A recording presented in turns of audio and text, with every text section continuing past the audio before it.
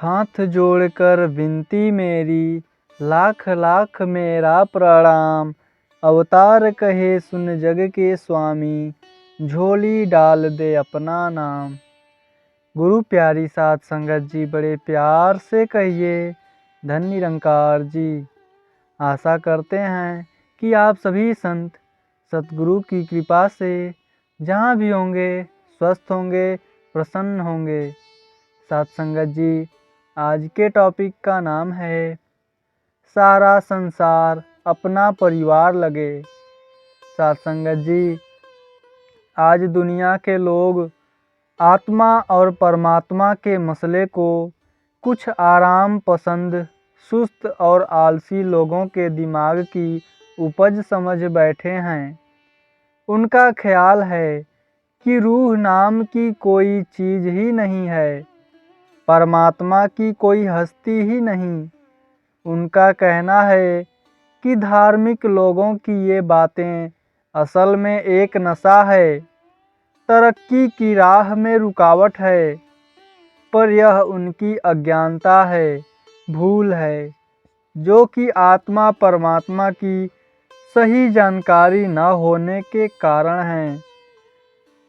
साध संगत जी, आज साइंस ने बड़ी तरक्की की है, नई नई इजादें की है, नए नए आविष्कार किए हैं, सुख सुविधा के अनेकों साधन उपलब्ध कराए हुए हैं। आज आदमी को अपने हाथ से कुछ भी नहीं करना पड़ता है, सभी काम मशीनों से हो जाते हैं, बिजली का एक बटन दबाने से हो जाते हैं। लेकिन ये सब साधन होते हुए भी इंसान बेचैन है, परेशान है। आखिर क्यों? अगर इन दुनियावी सुविधाओं से ही, सुख साधनों से ही चैन मिलना होता, सुख मिलना होता, तो आज इंसान को हर तरह से सुखी होना चाहिए था। लेकिन ऐसा नहीं है, बल्कि इसके उलट वह इन सुख साधनों से उकता गया है, भाग रहा है। वैसे भी साइंस की तरक्की इंसान को मौत की तरफ, सर्वनाश की तरफ ले जाती हुई दिखाई दे रही है। ये एटम बम, ये हाइड्रोजन और नाइट्रोजन बम, ये जहरीली गैसें इंसान की मौत का ही समान है। इसीलिए आम आदमी डरा हुआ है, साइंस की तरक्की से घबरा रहा है। साध संगत जी, कहने का भाव यह नहीं है कि साइंस की तरक्की को रोक दी जाए, नई नई चीज़ें ईजाद न की जाए, या फिर साइंस का विरोध करना शुरू कर दिया जाए, इससे नफरत करनी शुरू कर दी जाए। बल्कि कहने का भाव यह है कि इसके साथ साथ इंसानी गुणों का, इंसानी कदरों कीमतों का, रब्बी गुणों का विकास किया जाना चाहिए। इनमें भी तरक्की की जानी चाहिए, क्योंकि इनके बिना साइंस की तरक्की का सही लाभ नहीं होगा। ये गुण केवल रूहानियत से, निरंकार दातार की जानकारी से ही आने मुमकिन हैं। परमपिता परमात्मा को जाने बिन भाईचारे की भावना नहीं आ सकती है, प्यार पैदा नहीं हो सकता, सबके भले की भावना नहीं आ सकती। रूहानियत बुनियाद है और साइंस उसी पर खड़ी होने वाली शानदार इमारत है। जब हम किसी शानदार इमारत को देखते हैं, ताजमहल जैसी कोई इमारत को देखते हैं, तो अक्सर उसकी खूबसूरती उसकी बनावट में ही खो जाते हैं, उसकी बुनियाद में ही खो जाते हैं।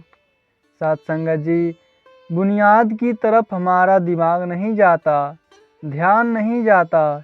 इसी तरह आज आदमी साइंस की नित्य होने वाली इजादों, चमत्कारी चीज़ों से इतना प्रभावित हो गया है कि आत्मा की तरफ उसका ध्यान ही नहीं जाता। हालांकि यह सच्चाई है, भले ही कोई आदमी परमात्मा की हस्ती से निरंकार दातार के वजूद से कितना ही इनकार करे, लेकिन फिर भी उसके मन में उथल पुथल मची रहती है। उसकी रूह यह जानने के लिए बेचैन रहती है कि आखिर दुनिया किसने बनाई है, मुझे किसने बनाया, कुदरत का यह निज़ाम कौन चला रहा है। साथ संगत जी, साइंस की तरक्की के साथ साथ सियासी, समाजी और इक्तिसादी अर्थात राजनैतिक, सामाजिक और आर्थिक क्षेत्र में भी काफ़ी तब्दीलियां आई हैं, परिवर्तन आए हैं। आदमी के रहन सहन का, सोचने का ढंग बदला हुआ है, लेकिन रूह की इस बेचैनी में आज तक कोई बदलाव नहीं आई। इंसान रूह की यह बेचैनी वैसी की वैसी बनी हुई है। यह बेचैनी रूह की असलियत, रूह का वजूद जाने बिना ख़त्म ही नहीं हो सकती, क्योंकि जब तक हम तरक्की की आखिरी मंजिल तक नहीं पहुंच सकते, संतोष नहीं आ सकता। जैसे किसी आदमी ने मुंबई पहुंचना हो, मुंबई उसकी मंजिल हो और वह रेलगाड़ी में बैठ जाए, तो रास्ते में कई और स्टेशन आते हैं। वह कई स्टेशनों पर गाड़ी से उतरता है, चाय इत्यादि भी पीता है, लेकिन उसे तब तक तसल्ली नहीं होती जब तक वह मुंबई ना पहुंच जाए। रास्ते में कई बड़े बड़े स्टेशन भी आते हैं, अच्छे अच्छे स्टेशन भी आते हैं, जहां सुख सुविधा के ज़्यादा साधन भी होते हैं। फिर भी मुसाफिर की बेचैनी मुंबई पहुंचकर ही दूर होती है, क्योंकि मुंबई उसकी असली मंजिल है। साइंस की तरक्की इसकी व्याकुलता का, इसी बेचैनी का नतीजा है। दूसरे लफ्ज़ों में, अपने वजूद की खोज ही, इसे समझने की ख्वाहिश ही सारी उसकी तरक्की के आधार हैं। इसीलिए साइंस की तरक्की रूहानियत के रास्ते में रुकावट नहीं, बल्कि एक तरह से मददगार है। कहने का भाव यह है कि भौतिक उन्नति और रूहानियत दोनों की ही ज़रूरत है। रूहानियत भी एक साइंस है। जैसे दूसरी साइंस को समझने के लिए, उसके भेद को समझने के लिए, उसके राज को समझने के लिए उस साइंस को जानने वाले साइंसदान की ज़रूरत होती है, इसी तरह से इस रूहानियत को, आत्मा परमात्मा को भी इसके जानकार किसी संत महापुरुष से ही समझा जा सकता है। आज दुनिया के लोग रूहानियत को मजहब समझने की गलती कर रहे हैं। असल में रूहानियत मजहब नहीं है। मजहब का संबंध किसी खास तरह के रहन सहन, किसी खास तरह की सोच से होता है। इसका दायरा तंग होता है, हदों में बंद होता है। मजहब के तंग दायरों में आम इंसान की रूह घुटन सी महसूस होती है। वह इनसे आज़ाद होना चाहती है। नतीजे के तौर पर मजहब को रूहानियत समझने की भूल के कारण इंसान रूहानियत से मुनकर हो जाता है और आत्मा परमात्मा के वजूद से ही इनकार कर बैठता है।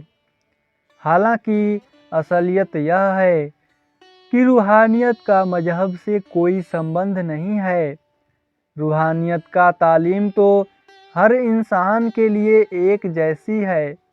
यह इंसान को विशाल ताकत, निरंकार से जोड़ती है, हमारे अंदर विशालता लाती है। इसके उल्टे मजहब इंसान को हदों में बांधते हैं, तंग नज़र बनाते हैं। हमारे जितने भी पीर पैगंबर हुए हैं, बुजुर्ग हुए हैं, उन्होंने हमेशा इंसानों को रूहानियत का ही पाठ पढ़ाया है, विशालता ही सिखलाई है। हमेशा एक परमात्मा के साथ जोड़कर मिलवर्तन ही सिखाया, भाईचारा ही सिखाया है। आत्म परमात्मा को जान लेने के बाद इसे समझ लेने के बाद दुनियावी तरक्की, साइंस की तरक्की भी हमारे लिए सुखदाई बन जाएगी। सारा संसार ही हमें अपना परिवार लगने लगेगा। हम एक दूसरे पर न्योछावर होने लगेंगे।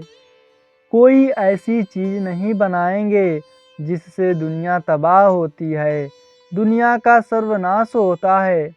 इस तरह मादी तरक्की और साइंस की तरक्की भी हमें सुख देने वाली बन जाएगी।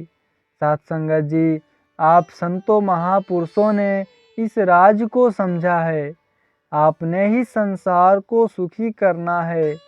जो रोशनी आपको मिली है, जो सच्चाई का ज्ञान आपको मिला है, इसे अपने तक ही नहीं रखना, घर घर पहुंचाना है, ताकि बाकी दुनिया का भी इस सच्चाई को जानकर लोग सुखी हो सके, परलोक सुहेला हो सके, आनंदमय हो सकें। साथ संगत जी, बड़े प्यार से कहिए धन्य निरंकार जी।